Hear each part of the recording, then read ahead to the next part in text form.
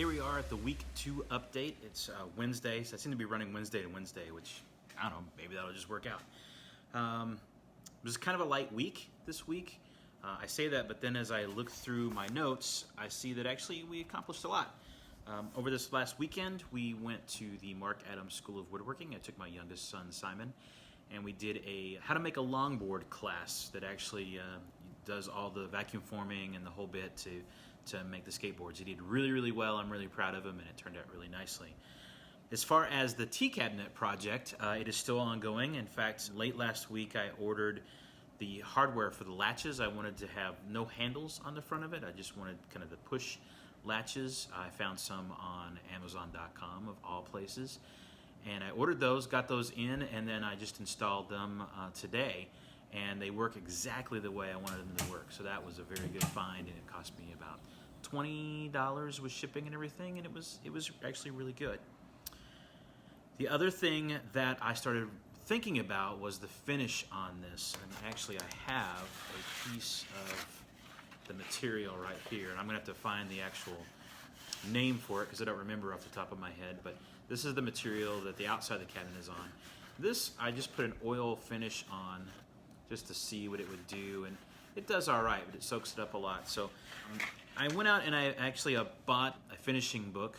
I'll be looking at that to see what kind of different plans I can have for finishing. That's one of the things I want to work on over the course of the Make100 is improving or actually getting a standard finish that I use. The class that we took this weekend was from Chris Gochner, who you may know he's from the Joiner's Bench. He has a furniture company that he builds custom-made furniture. And I talked to him about his finishes, and he just uses a lacquer finish. He sprays it on, and he says it does great for his climate and what he's doing. He's in Utah, so it's a very dry climate, versus Wisconsin here, where this summer it's been pretty humid. But finishing is something that I'm going to start working on. I may just go with lacquer again on this, because it's what I typically do. It seems to be a good finish and holds up really well. So we'll see how that goes, but I'll spend the next week or so kind of researching finishes and what I want to do on that. And then the last thing I did is I planned the legs and what I was going to do with the legs. And I'm going to, I think I mentioned it last week that I'm going to do the kind of the tapered legs on the side, and then I'm going to do a bow.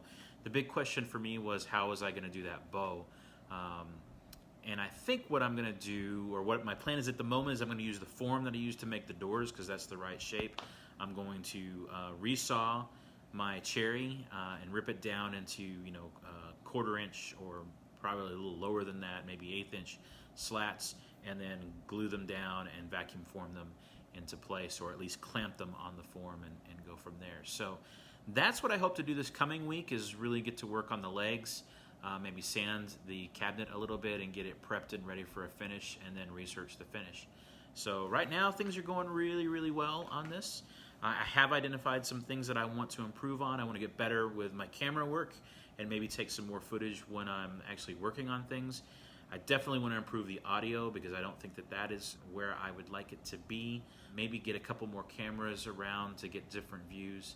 And then I also want to start working on the shop again. I'll do a shop tour at some point just so I can document how the shop is at the beginning of the Make100, and then we'll document it at the end of the Make100 to see how it's changed. But I definitely have some things that I want to do to kind of improve the shop.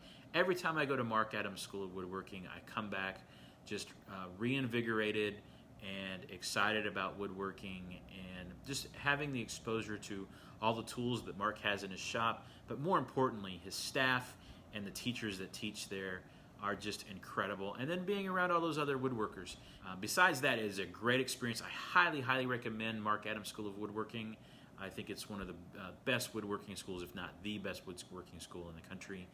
Like I said, I always come back invigorated and ready to get to work. And that's kind of what happened today. It was a nice, muggy, stormy night out there, and I came back and grabbed those latches and installed them, and it was really, really fantastic. So, coming up for next week, planning some shop improvements, working on the finish, then working on the legs this weekend.